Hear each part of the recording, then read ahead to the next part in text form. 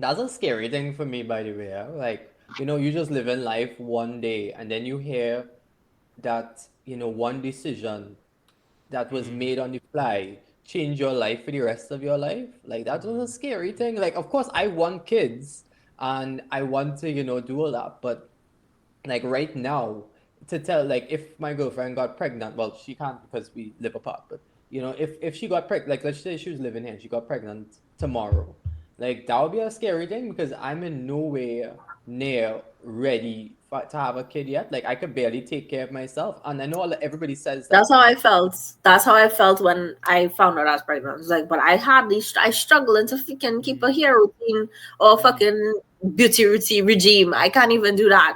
How the fuck I gonna take care of a yeah, child while as a girl? you I know?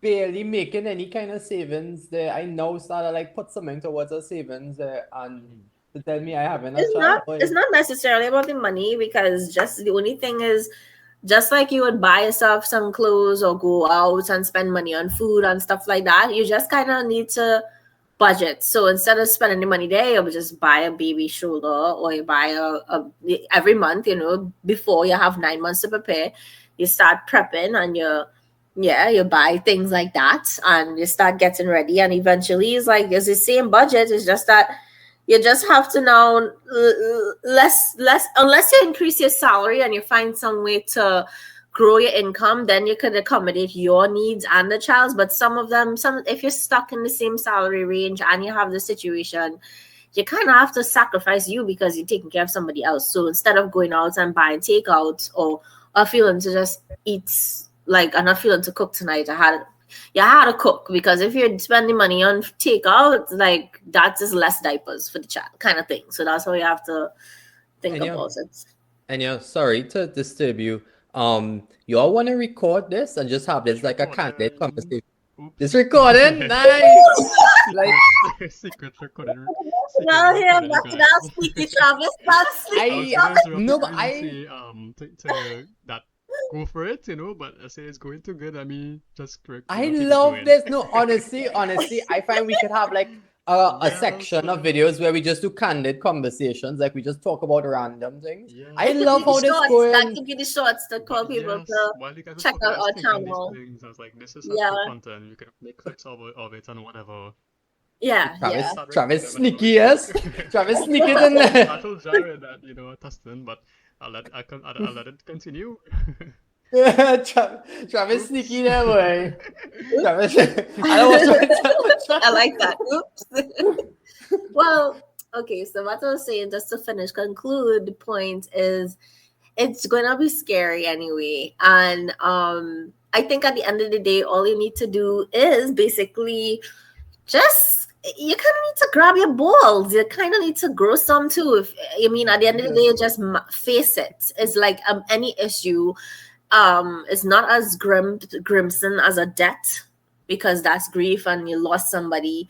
But when a debt is faced, you get the period of grieving and then you have to go through that loss and you miss that person for the rest of your life. But it's more of an exciting, it's the opposite, but you still have those fears. It's still a scary, intimidating experience, but you're still like excited at the same time. And it's like, okay, well, I know it will have a lot of joy to come that will balance all of these anxieties or doubts that you have feeling finding out that you're about to bring a child into the world, and having the right partner next to you, having somebody who understands you, and you all have something, it helps tremendously. When the partner that you have is not really the fit for you and you'll probably have some toxic stuff to work through, it makes it a little harder, because it's like, oh, now the child have to probably witness us fighting. And you know you don't really need to worry about things like that. You want to make sure you and your partner pretty solid and probably didn't fight in like ever. Like you'll hardly ever fight. Like it have couples like that. And for some people, the opposite is the norm where they constantly are fighting. And I would beckon those people to be conscious and be aware that, hey, no, that's not normal. You're probably in a toxic relationship where the such person that you're with is not compatible for you, and you need to make a decision there according to that, because bringing a child into something like that is just is not cute because children are real sensitive to energy. They really are. Do you feel like I'm probably even in the womb? Children just feel like babies just pick up on things like and feel sad too. You know. So That's so scary to me, because you mean to tell me for that 9 months the mother had to prevent herself from getting stressed out, getting scared, like, she really had to watch the kind of people she around, the kind of things that may stressing her out. Because yeah, yeah, the baby could really get addicted to them stress hormones.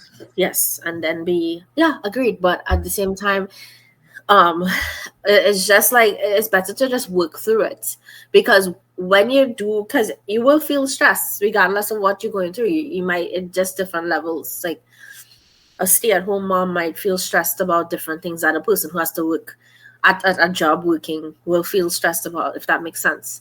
A mom who has to work, right? Mm. So um what the important thing is, instead of stressing and constantly stressing to cause high cortisol levels during pregnancy, you try to do obviously the classic meditation, mindful breathing, working through it. Shadow work is a good, I think, founded by Carl Jung, the psychologist. That's a really, really good thing to take up during pregnancy. It's something really perfect to work through because you need to understand yourself at a certain level before this person comes into the world. And the creation period of the child in the womb is the time where you should take to finish kind of getting to understand where you're at right now, because you can't fully get to know yourself in your entire life, if that makes sense, because you have life to live and years to experience. But try to understand where you're at right now in this year and this time, so that you have a good understanding. So time the child comes into the world,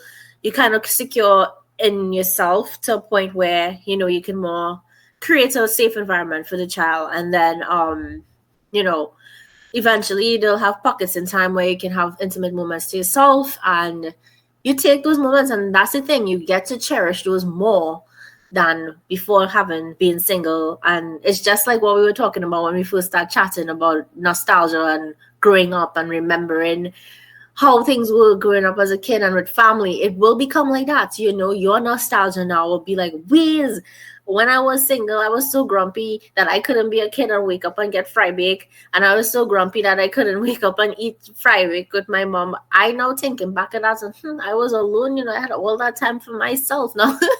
Right? So you start to reminisce about Exactly. something different. Yeah. So Head on. Like that's a real topic for me though, because I remember like in my early years, okay, I say early years, like this is something, but like in my young teenage years and so on, like it just seemed like if everybody around me, their goal was go get a girlfriend, do this, do that. Even the TV shows we used to be watching, like oh all the god, TV shows multimedia had influence. Yeah. yeah, used to have, these young people our age getting in relationships and so on. So Mm. because I wasn't in a relationship at like 13, 14 around there, like I felt a lot of pressure on me, and like I was actually like sad at the fact that, I wasn't in a position where I could have been talking to so many different, because I went to all boys school, as you all know. Mm. Like to go meet up plenty girls and be talking to them and all that. And at that point in time, like that was my biggest problem, Mm. like my biggest problem at that point. It seems so stupid and irrelevant now, but 14-year-old Jared biggest problem was that he couldn't get a girlfriend. And like now I wishing, like it's obviously I'm not wishing to not have a girlfriend, but I wishing my problems was as simple as that. Like it's Mm. just Yeah, so you know much. what I mean. And I know in 5 years time, when I have like kids and a mortgage and whatever, like it's gonna be even worse, like because I'm gonna be thinking to myself, Jared, you remember when your biggest problem was that you were wondering how you're gonna pay the energy bill next month? Like Right, things are right. simpler, Or like, oh, like when I gonna get to go training, boy? With work, when they yeah. gonna send me? Yeah, like it just seems like if like you always take for granted where you are now, the things you're blessed with and all that, and it's Mm. just so easy to lose that. Yeah. Yeah, I felt that too. I felt like when I was going through my stuff past couple of months was so intense. I kind of felt like as bad as it is now, this is all there is, this is all I have, and it's not gonna ever come back. And as shitty as the experiences feel, it's like this is all I have. and it's like, wait, I really have to learn to appreciate this more, and yeah, and I really felt like began to feel a connection with that. But I mean, Oh Travis, my God, so you I have something real important to say. Mm. Um, that's why you need to be. It's always people like what's a lot of wise people, or like you always hear is all about the journey, is all about the present time. Because when you're living in the future, like so now, the issues that you're facing, the things in your life that just ticking you off, just like, oh gosh, I wish this was different, or I hate this situation. Instead of hyper focusing on that negativity, you are spending energy and time passing by hyper focusing on that negative energy, which is in the past, by the way, because every moment is moving forward. Every moment is now, and that's going forward to the future. But if you hyper focus on how you feel like 3 months ago, because you vexed because this person tell you this or this person did that, and you don't like them for nothing, and all you're focusing is on this person that you're with, and you wish that you had to see them every day or whatever, and that's all you're focusing on, your days passing by, months passing by, and you Yeah. still vexed with that person, right? Mhm. And that's taking away time. So now when life catches up to you, because life does catch up to you, and what that means is that when you're in a situation that probably worse than what you're currently in, that's life catching up to you. And you look back, you're like, wait, boy, why I spent so much time wasting thinking about that? Or why it is I didn't just bask and enjoy that moment more in my life? And it's not to say, I'm not trying to sound negative, like life is always gonna Mhm. incline, yeah, in decline, sorry, decline, going to worse situations. Is nothing like I think eventually life will become better and better. However, it does become more challenging, and there will have times where your life is more challenging than ever, like than you ever experienced it before. And I'm speaking to those moments because you would look back at things and be like, wait, is that challenge that I had when I was pregnant and had, issues with my living situation, that's nothing compared to, what happening now, and I probably should have handled that differently. So it always is very wise to consciously just be more gratitude and grateful for the current moments that you're going through. It's easier said than done. Trust me, the resentment will be there in your heart because you're just pissed. But you kind of need to learn to let that go. And I'm Mhm. speaking to myself here. I'm speaking directly to myself. So yeah. Right. Let's spill it to us. We have something to tell us. That was it. Yeah. All right. Cool. Yeah. Mhm. Enjoy the moment. Yeah. Love on But I your mean, life. Yeah. Travis, to me, you like, I could only imagine your early, adulthood and all of that. Like, Mhm. you probably were going through a lot because, you felt all this pressure that why don't I feel like everybody else? Why don't I like, am I not attracted to, a certain thing? Like, but society tells me I should be because we grew up in a very different time than it is now. Mhm. And like, you had to come to terms with that and you felt like it couldn't be yourself. Like every time I think about, I had some close friends in Fatima who were, closeted, and they were my good friends.